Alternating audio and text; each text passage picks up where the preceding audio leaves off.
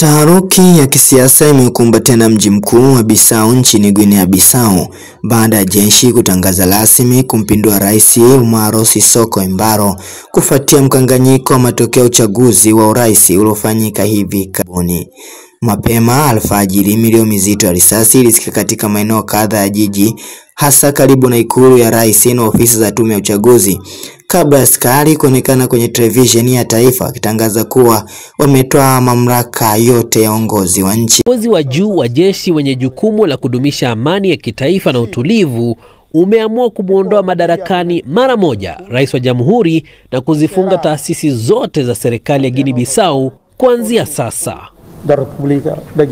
Katika taarifa yao, jeshi limesema limeamua kusitisha shughuli zote za serikali, kufunga mipaka na kusimamisha mchakato mzima wa kutangaza matokeo ya uchaguzi, ikidai kulikuwa na juhudi za kuhujumu mfumo wa kikatiba. Kwa mujibu wa maafisa wa kijeshi, kulikuwa na kile walichokiita mpango wa kuchochea machafuko uliodaiwa kuhusisha baadhi ya wanasiasa na makundi yenye maslahi binafsi. Mzozo huu unakuja wakati Rais Embalo na mpinzani wake mkuu Fernando Diaz da Costa wote wakidai ushindi, hali inayoongeza mvutano na kuzua wasiwasi mkubwa miongoni mwa raia. Jeshi sasa limesimamisha kile kinachoitwa High Military Command for the Restoration of the Order, ambacho kinachukua uongozi wa nchi kwa muda usiojulikana, wakati dunia ikisubiri kusikia hatima ya Embalo ambayo mpaka sasa hajulikani alipo. Mashirika ya kimataifa ya kikanda ikiwemo ECOWAS na Umoja wa Afrika yamelaani tukio hilo, yakitaka kurejeshwa kwa utulivu,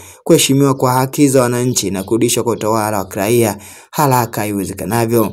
Mapinduzi haya yanachukuliwa kama sura nyingine ya msururu mrefu wa machafuko ya kisiasa ambayo yamekuwa yakiandama Guinea Bissau kwa miongo kadhaa. Iona News, yanayojiri Afrika ndani ya Yopa Media.